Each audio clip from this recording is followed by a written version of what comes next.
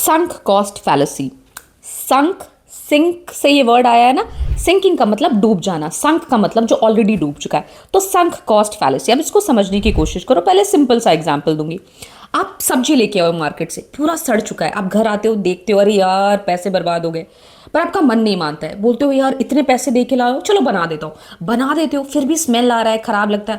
कहते हैं अब तो गैस भी इस पे लग गया, अब हम खा लेते हैं, क्योंकि भाई पहले तो सब्जी का खर्चा, फिर अभी गैस पे बनाया, गैस का खर्चा, फिर आप खा लेते हो। खाने के बाद पता है क्या होता है, आपका डॉक्टर का भी खर्चा आ जाता है। आप जाते हो हॉस्पिटल में, ट्रीटमेंट करके वापस आते हो। इसी को कहते हैं संक कॉस्ट फैलेसी। फैलेसी मतलब कोई गलती, ठीक है, जहां आप गलत हो रहे हो, आपका डिसीजन मेकिंग गलत हो रहा है। तो संक कॉस्ट फैलेसी में आप क्या गलती करते हो कि आप जो ऑलरेडी कॉस्ट डूब चुका है ना, उसको रिकवर करने के लिए और बर्बाद होते चले जाते हो, और बर्बाद होते चले जाते हो। आप रुकते ही नहीं हो, क्योंकि आपको लगता है पास्ट में इतना पैसा लग गया, इतना टाइम लग गया। कॉस्ट का मतलब सिर्फ पैसा नहीं होता है, टाइम, एफर्ट, एनर्जी, सब कुछ एक कॉस्ट है। तो संक कॉस्ट के पीछे लोग बहुत बर्बाद होते हैं।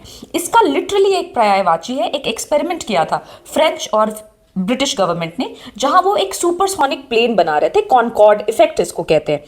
उस प्लेन में क्या हुआ ना, बहुत पैसे खर्चे हो गए उसके एक्सपेरिमेंट में, उसकी तैयारी में, सारी चीजों में, और गवर्नमेंट रुकने का नाम ही नहीं ले रही थी। ठीक है, कभी कभी शर्म के कारण हम नहीं रुक पाते हैं, कभी कभी हमको खराब लगता है अपनी रेपुटेशन की वजह से, इमोशंस की वजह से, बहुत सारी चीजें होते हैं। वैसे ही ब्रिटिश और फ्रेंच गवर्नमेंट उसमें पैसा डालते चले जाते हैं, डालते चले जाते हैं, क्योंकि उनका एक पास्ट रिकॉर्ड रहता है कि भाई इस पे, ये प्रोजेक्ट पे काम कर रहे हैं, और फाइनली बहुत बर्बाद हो जाता है सारी चीजें, तब जाके वो रुकते हैं। और अगर वो बीच में ही रुक जाते तो billions and billions of dollars बच जाते। रियल लाइफ में भी हम ऐसा करते हैं, बिजनेस डिसीजंस इमोशंस में ले लेते हैं, फाइनेंशियल डिसीजंस ले लेते हैं, इमोशनल रिलेशनशिप डिसीजंस ले लेते हैं, कि ऐसे लोगों पर अपना इन्वेस्टमेंट करते जाते हैं जो हमको पता है कुछ होने वाला नहीं है।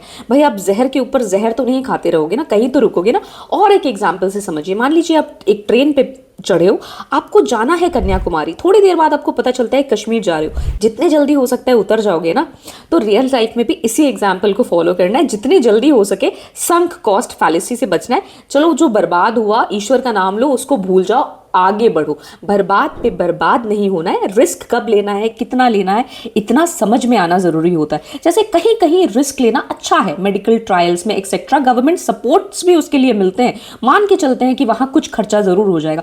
बट ऐसा रिस्क जो आप जान रहे हो किसी कारण से नहीं होता, बस इमोशनल रिस्क ले रहे हो, ऑब्जेक्टिव नहीं बन रहे हो, वहां इसी को संक कॉस्ट फैलेसी कहते हैं। इसके बारे में पढ़ना और थोड़ा रिसर्च करना।